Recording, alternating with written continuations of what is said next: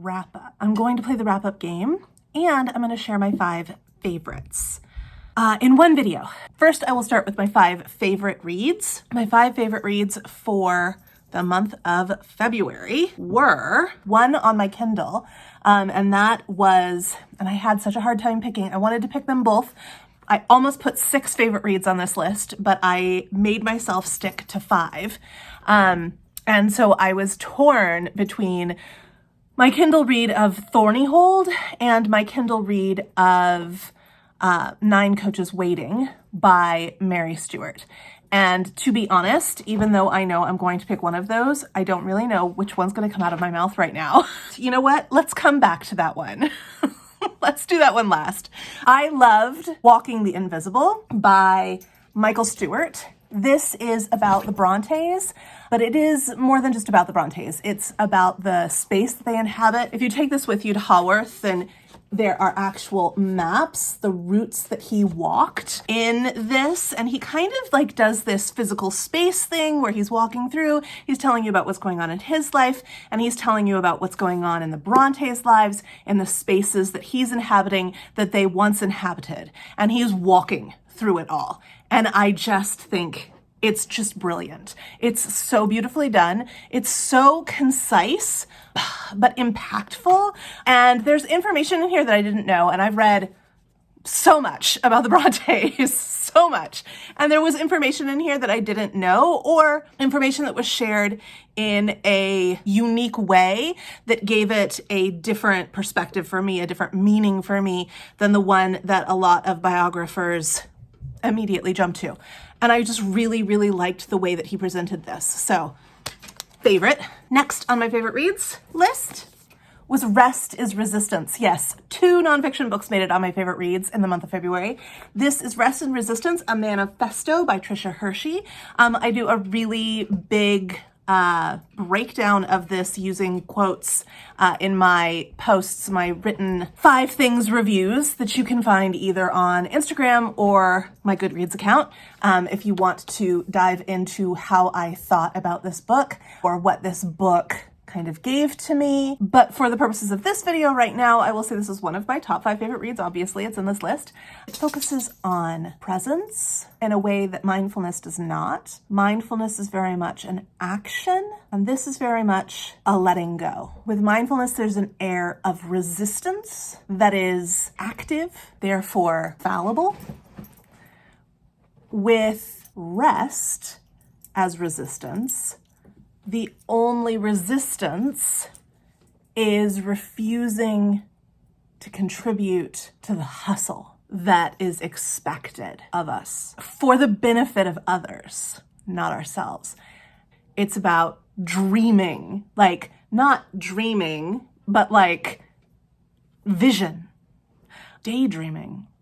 I don't know. I do know. I'm not doing this book justice, but I have to tell you that this is a book I will go back to again and again and again and again. And obviously I don't have it all yet, but it spoke to something really deeply within me about what and where society has gone wrong in the last 150, 200 years. And I just really, really want to embrace this and go against the flow that is just getting faster and faster and faster and faster. So, loved it. And then White Hair. I loved this weird, dark, windy, truth-infused story of a single mother, young daughter, and really kind of awful grandmother who buy this old house in Cornwall and try to fit in the 1950s and try to open up an inn, like a I-N-N. They try to fit in, I-N, and they open up an inn, I-N-N. They are from Poland, and it's the 1950s, so they are often associated with Germans and World War II connotations there. They are trying to fit in because they're Polish. They're trying to fit in because they're outsiders. They're not from Cornwall, so even if they were British, it would still be difficult.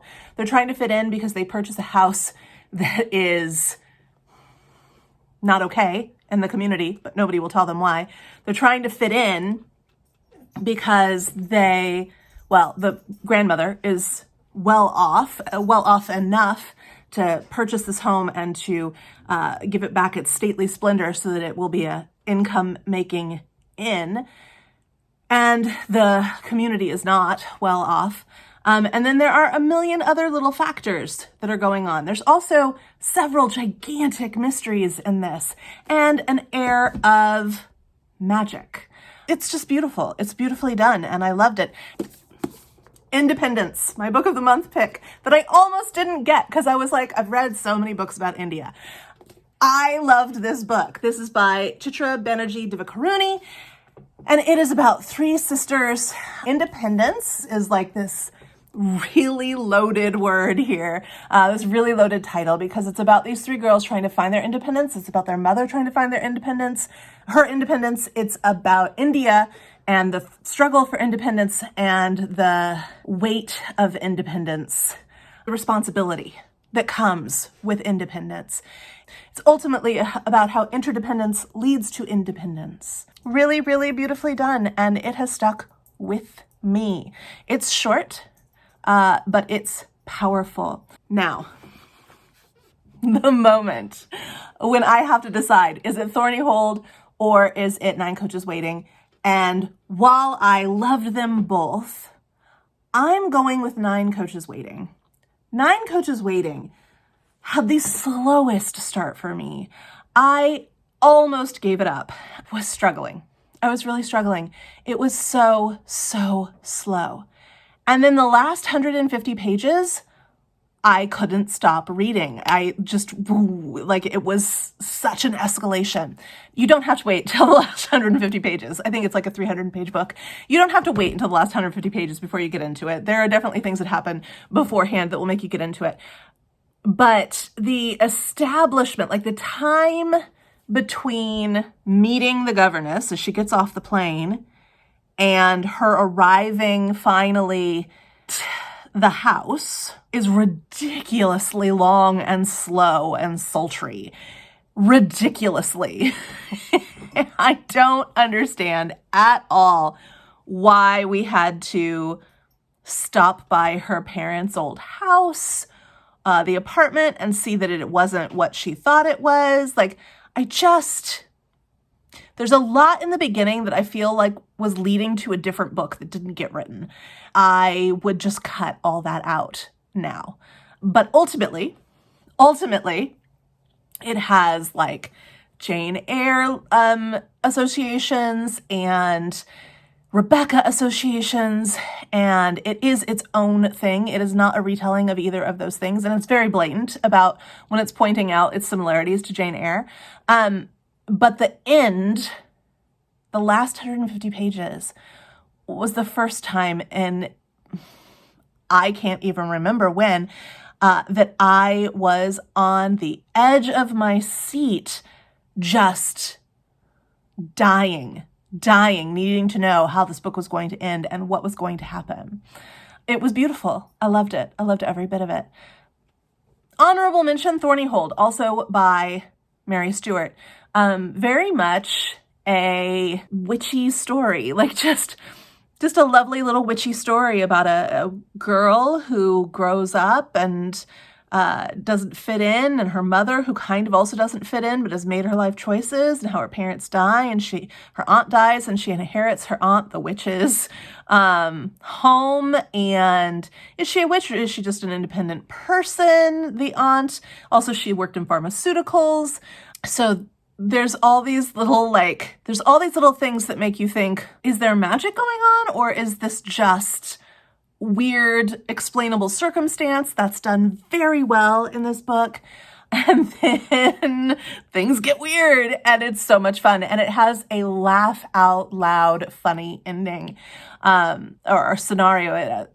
event that happens. And I just really, really loved it. It's a totally different beast from Nine Coaches Waiting. It's a totally different beast. But I just really loved them both. But officially, Nine Coaches Waiting is going to be on the top 5 list. All right, so those are my top 5. Nine Coaches Waiting, Independence, The White Hair, Rest is Resistance, and Walking the Invisible. And they were so good. Let's dive into the game. So I spun the wheel and I had to do 13. I had to do 13 this time out of 15. These are the books I read. If you don't hear me talk about them, or if I didn't mention them in my top 5 favorites, again, you can go to my Instagram or my Bookstagram or my Goodreads and read 5 Things review of any of the books that are in the grid. I will also show the grid again at the end of the video in case you'd like to pause and see what some of those titles are. So I had to do 13 spins. You will have seen in the grid that I, once again, assigned random numbers to each, and then I spun for titles. The number associated with the title that gets picked is a prompt question. And so it is completely and utterly randomized. And let's just dive into it because there are 13. So there's a lot to get through. So the first one that came up was Demelza. The number associated with Demelza was 22. The question for number 22 is, which 2 books were most alike? We saw this question in January. The answer this time is very different. These 2 books that I read this month were most alike. Let me explain. So we've got The Pursuit of Love by Nancy Mitford and The Last Secret of the Secret Annex by Joop van Vossegel and Jeroen de Bruin. I have butchered those Dutch names, and I apologize. But these are the 2 books that are most alike. Now, The Last Secret of the Secret Annex was an ARC that I got, an advanced reader's copy that I received from NetGalley, and I'm so glad that I did, because this was almost something I didn't ask for, because I've read a lot about Anne Frank, and over the last few years, I've kind of gotten out of World War II books, but I'm starting to really enjoy them again. I don't know, I was tapped out, and now I think there's enough new insights into some things that it's getting interesting again. So we've got The Last Secret of the Secret Annex, and I was just curious. I didn't know if I was going to actually read it this month, but because it doesn't come out until May of 2023.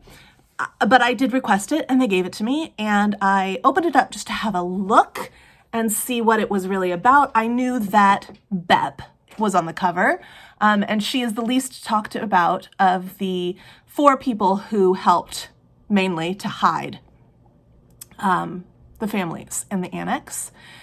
And so I was like, okay, maybe this is Bep's story. Not only is this Bep's story, but this is Bep's story told by her son. And of course, he has access to information that a lot of people haven't had access to for a really long time. He has access to a firsthand source, his mother. And this story is, it's remarkable. It's freaking remarkable. How is it? I don't want to give anything away. Like, there's lots of important things that are said in this book that he makes a really strong case for that I'm willing to believe. And I never believe anything. I believe a lot of things. I don't know why I said it like that, but I'm willing to believe. I'm willing to believe him because he's made a really, really excellent case that is supportable. And he's not trying to convince anyone of anything. He's just saying, this is where I think this information leads. And it's not like it doesn't lack controversy. That's what I'll say. It's very well written as well. I read it so quickly and would highly recommend it when it comes out in May. I've already pre-ordered a physical copy of it because I do want a finished copy. I do want to read it again, and I do want to mark it up, and I do want to do a little bit more research on the side of the research that he has also provided. So anyway, all of that to say, excellent book. Almost made it on my top 5 favorites. Definitely high up there on the list. How is it like the pursuit of love? Well, in The Secret Annex, the last secret of The Secret Annex, Bep's sister Nellie features heavily. You can already go online and read why. It's a theory that's been around for a long time. That's put forth by him, by her nephew, who remembers and loves her.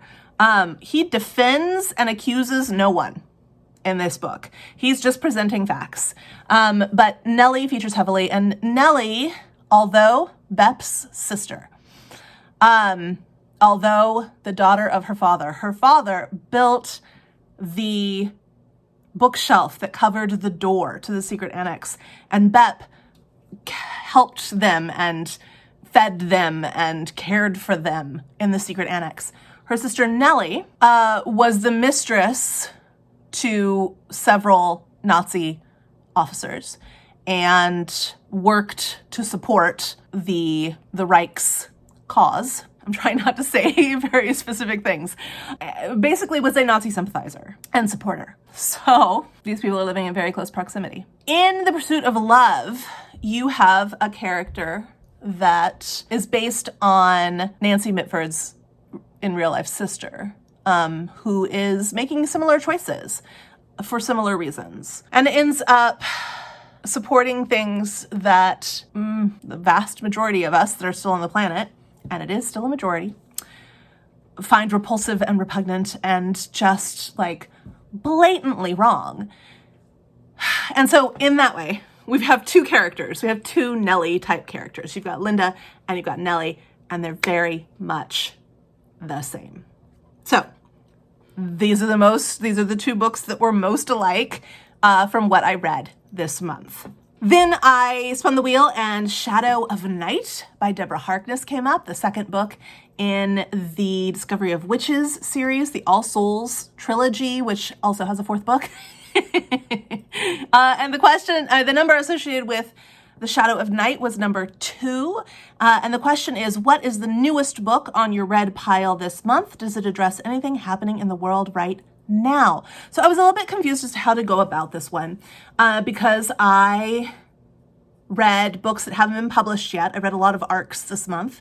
And I also read books that were early releases to me, not just to me. So I put 2 books up. No Life for a Lady will be coming out very soon, and it was an ARC that I read, and it will be the most recent, or the most soon to come out to you, the most soon to be released book of the ARCs that I read, and I loved it. This one also almost made it on my top 5. This was such a good reading month. No Life for a Lady by Hannah Dolby, and also Independence, which came out in February, and did it come out in February? No, it came out in January, which came out at the end of January, and I read in February. Independence you can get your hands on right now, and I highly suggest you do, as you've just heard me talk and rave about it. And then No Life for a Lady by Hannah Dolby is nothing like what I thought it was going to be about. I thought it was like Old West. No, not at all. It takes place in England.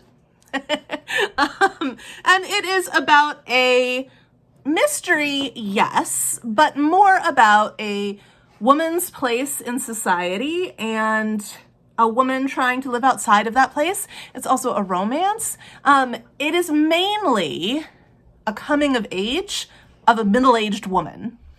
And it is just really beautiful. It's really, really beautiful. It's fun.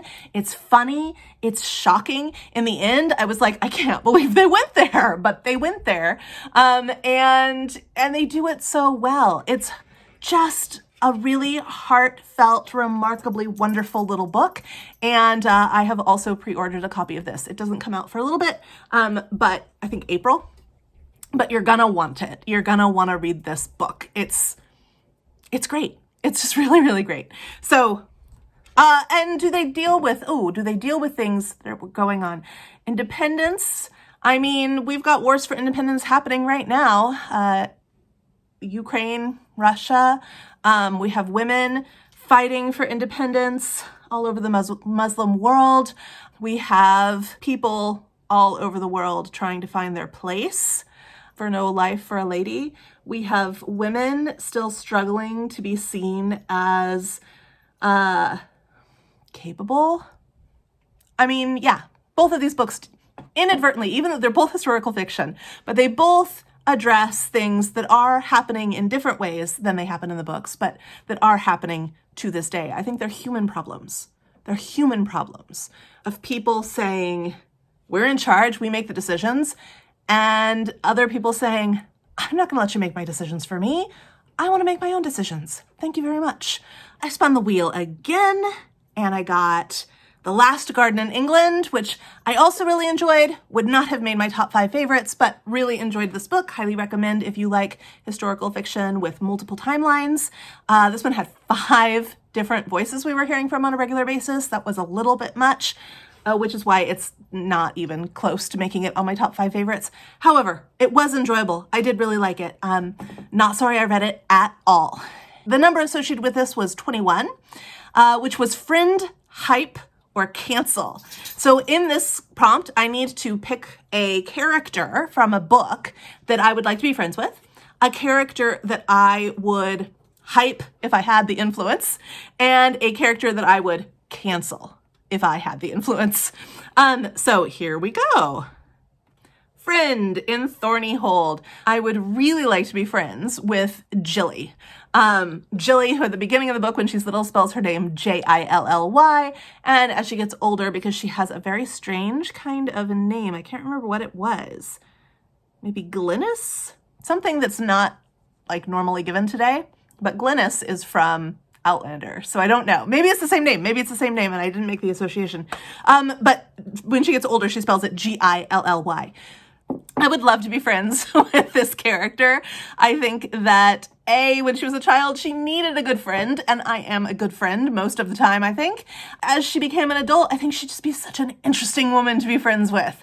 I think we'd have a lot in common as far as how we enjoyed spending our time, how we feel about animals, how we feel about books and reading and the things that we're good at and the way that we treat people. I think that we would make very good friends. I would hype Elizabeth. She is very skilled, but I think even more so, I would hype Silas the demon. And that's saying a lot because normally a demon is not going to be my favorite character, but he reminded me a lot of Calcifer, like that kind of demon, except Calcifer, I don't think, from Howl's Moving Castle, except Calcifer, I don't think could get as down, dirty, and evil as Silas. Silas is kind of like an animal. He's very much like an animal. Like he's domesticated, he's trained because he's got these agreements that he's made with the people in his life that he is serving, but he also is what he is. And given the chance and the freedom, he could wreak some havoc, and he's pretty clear about that. So I would totally hype Silas. I would also hype Elizabeth, though. She's pretty awesome. And then cancel. It should probably be no surprise that I would cancel Nellie in the last secret of the Secret Annex. And I won't go into that again, but here they are. Friend, hype, cancel. I spun the wheel again and got the learning tree. The number associated with the learning tree, which was not a big success for me, the learning tree, but the number associated with the learning tree was number 8. Choose a book and pair it with a film. So I chose Killers of a Certain Age, which I really enjoyed, and paired it with Ocean's 8. These are very different stories. The color scheme on these two things is very similar, but these are very different stories, except for you've got like strong groups of very independent and capable women organized in crime for different reasons, very different reasons, with, kind of kick butt endings. I really, really enjoyed Killers of a Certain Age. When I first started reading it, I was like, what is this? I do not jibe with this. But after the first chapter, I really got into it. When we started to get some of the backstory and started to figure out like where we were headed and why, it was unputdownable. I spun the wheel again, and book we keep hearing about, The Last Secret of the Secret Annex, came up. The number associated with this is 16, and the prompt for number 16 is find Yeah, it says find the book with white on the cover and share 3 things about it. So I picked Nine Coaches Waiting, one of my top 5 favorites. When I picked this, I didn't know that I was going to actually choose it for one of my top 5 favorites. I had not made that decision yet. I think that I have successfully kept enough from you to be able to share 3 things about Nine Coaches Waiting that I haven't already shared. So 3 things about Nine Coaches Waiting. It takes place in France. There is a woman who has been hired to be the governess for a 9-year-old boy who stands to inherit quite a lot when he comes of age, that is held in trust by an uncle right now. He has several uncles, but it's held in trust by a specific uncle who was injured in the war. And he's kind of the Rochester character. Governess is kind of the Jane Eyre character. But very, very, very, very different storylines and outcomes. And there is a love story that is not between the uncle and the governess. It's between the governess and someone else. And it's really, really like, you go, what? Several times I was like, oh, that would not fly today. But I get it, for the 1950s, it works.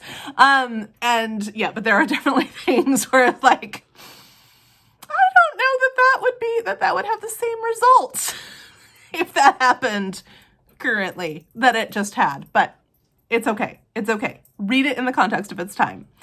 3 things about Nine Coaches Waiting. Then I spun the wheel again, and No Life for a Lady by Hannah Dalby popped up, and it's question number 3, which is ship, like relationship, ship, 2 characters from 2 different books you read this month and explain.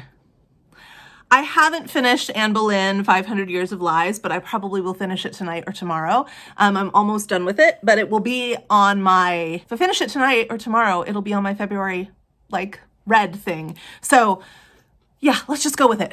I'm going to ship Anne Boleyn from 500 Years of Lies, real life Anne Boleyn, with Ahmed Malik from The Siren of Sussex. And I know that means I take him away from his leading lady in The Siren of Sussex, but ships must be shipped. So I would ship Anne Boleyn with Ahmed because Ahmed is not intimidated by an intelligent woman with a deep faith. And that is who Anne Boleyn is in 500 Years of Lives. Of lies. Of lives, too. She will not, she's not allowed to die. We just keep bringing her up. This book is incredibly interesting. I did not consider it at all for my 500 favorites, for my 5 favorites, because I haven't finished it yet. However, I also wouldn't consider it because of the tone of Haley Nolan. It's very sarcastic and kind of as if sort of tone, which I don't really like. However, I do enjoy the way she's presenting information. She also makes a lot of assumptions that we don't know things that are kind of common knowledge. What I really like, or that we've come to conclusions, or we have been misled away from conclusions that are actually conclusive. I don't know why she does that. I think that it would be a great book for somebody who hasn't done any reading about Henry VIII or Anne Boleyn. It would be just confounding material if you knew nothing about it. And I think that's where she's writing from. I think she's also writing for a younger audience, maybe a teenage audience, thus the tone. But I also know that she has a podcast, and she's kind of writing as if she were talking on a podcast. So I don't know that I don't know that it's a YA-based reason why the tone is there. However, the woman that comes out as Anne Boleyn is a much more multi-layered, logical woman than the woman that, or the image that gets conjured up when you think of Anne Boleyn. Anne Boleyn, very much like Marie Antoinette, is a woman from history that I really passionately champion as having the worst set of lies follow them. The propaganda machine is still like churning for these two women. I just think that it's time to lay all that to rest. So I really appreciate this book. I really enjoy this book. And the Anne Boleyn that comes out of it would ship nicely with Ahmed, who is a tailor. He does things with his hands. He believes in process. He believes in powerful, wise women who don't necessarily need to be motivated by romance and love when they have a passion for something else. And he would fully support a woman in a firm belief, even if that belief were not the commonly held belief of the time. So I think Ahmed and Anne Boleyn, a ship made in heaven. I spun the wheel again and got The Pursuit of Love. And the number associated with The Pursuit of Love is number 40, and that was reread, recommended, and unhaul. We saw this in January. We'll see it again today. So I would reread The White Hare. I would really enjoy a reread of that, see what I missed in the first read. I would recommend to anybody Independence. It's such a great, great book. And I would unhaul The Learning Tree. The Learning Tree, I think, is a fine novel. It just was flat for me, and I really don't understand why it ever would have been banned or challenged, which it was in the 1970s in my school system. I had to reach that far back to find one, really, that I haven't already read. My county doesn't ban or challenge very much in the school system. We're pretty liberal and open-minded around here. So it was hard to find one. And so I reached all the way back to the 1970s, found The Learning Tree, read it, and went, why ever was this banned or challenged where I live? Whatever, I've read it now. I didn't know that it was such a classic. I didn't know it was so well known. I had not heard of it. It was new to me. So I'm glad that I have experienced that now. So here they are. Reread The White Hare, recommend Independence, unhaul The Learning Tree. Spun the wheel again and got a really long one. So I'll go through these fast. But it means I get to cover lots of books. I got The Heart of the World, which was also a really long book to read. And I really loved this. Ian Baker is kind of a mansplainer though. And so that,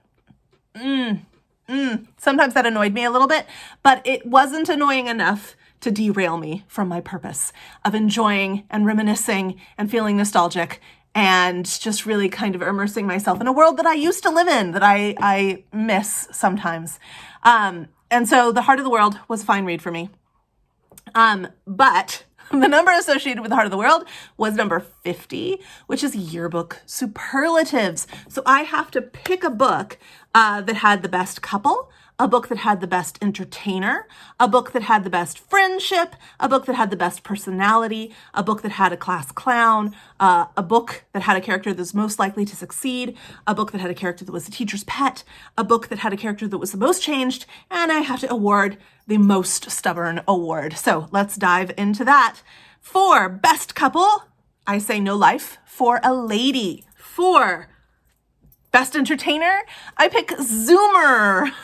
This is such a wonderful picture book. Highly recommend this picture book. It's great for a read aloud, and it accurately depicts the Beagle life.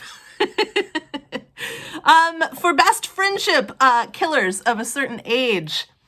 For best personality, Sorcery of Thorns. I'm giving that to Elizabeth in Sorcery of Thorns, not Silas.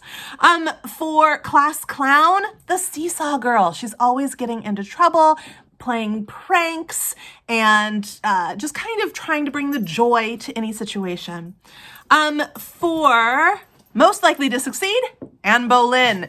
Now, when we are picking, obviously we know what happens to Anne Boleyn, and she did not succeed. However, she does succeed because she leaves the world with Elizabeth, who had her problems, but oh my goodness, what a ruler.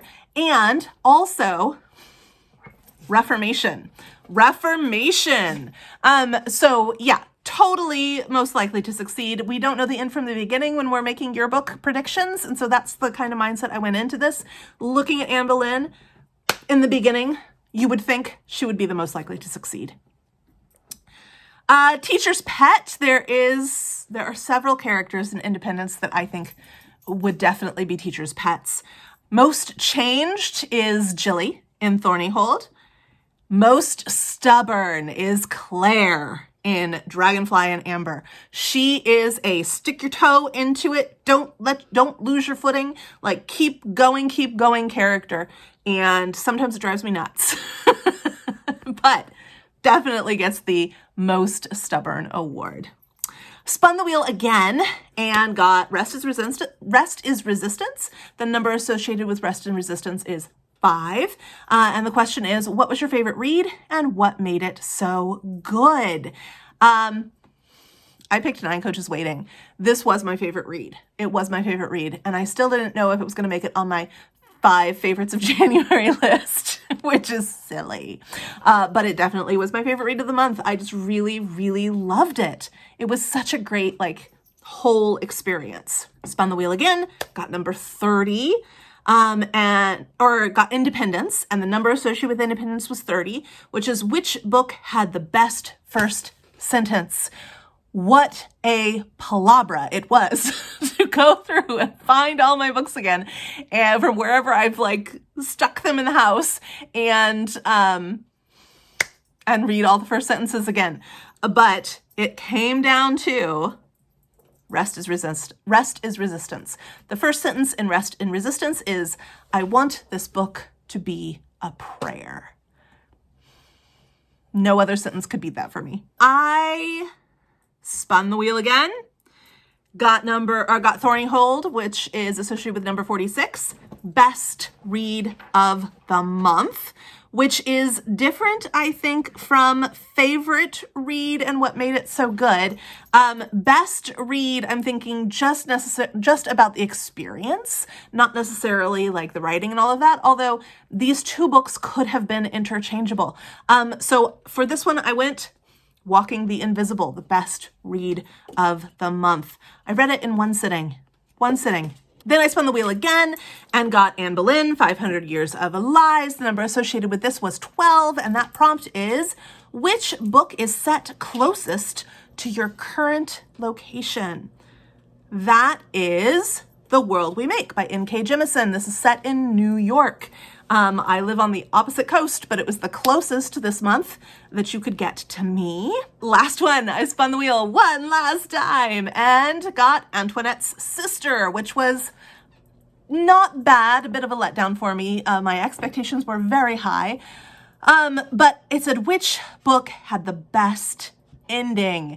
And I'm feeling like a broken record, but I'm gonna say one last time. Nine Coaches Waiting by Mary Stewart. I have already said that the last 150 pages had me reading I was gonna say like a banshee. Banshees don't read. It had me reading like a speed train. Let's go with that. I couldn't stop. I was barreling down the reading highway, and nothing was going to stop me. I was going to finish reading this book. I was going to find out how it ended, and best ending. Most satisfying ending, I think I probably would give to a different book. Best ending, though, is going to Nine Coaches Waiting by Mary Stewart. And that, my friends, is the wrap-up game for February, as well as my top 5 favorite reads of the month. Have you read any of these? Do you feel differently than I do about any of them? Are there any that I have just read and talked about that you think now that you might like to read? I'm gonna put up my grid. It's here over my shoulder right now, but I'm gonna put it up by itself at the very end of this video when I stop talking, and you can see all the other books that I read that didn't necessarily that did not necessarily get airtime. Lola trying to get the plant back there. Anyway, thank you so much for hanging out with me for a little bit, and for going over the things that I read this month. It was such an incredibly good reading month. I think a lot of that had to do with audiobooks. I got COVID this month. I was supposed to go to California. I was supposed to meet my niece. I was supposed to have a lot of fun. And instead I spent days and days and days and days listening to audiobooks with my eyes closed. And in that way, I was able to finish my TBR. I would not have finished what I finished if I had not had COVID. Yeah. So, also weirdly, there's been a lot of snow this month. It doesn't stay, but it stops everything when it's here. And we've got 3 more days of snow predicted. It snowed this morning, or it snowed all night. So there was snow this morning, and there's supposed to be snow tomorrow, and there's supposed to be snow on Tuesday. It's not going to be enough to stop anything. It's just going to be enough to be annoying. It is what it is. It's been a weird month. February has been not what I thought it would be. Anyway, let's go read.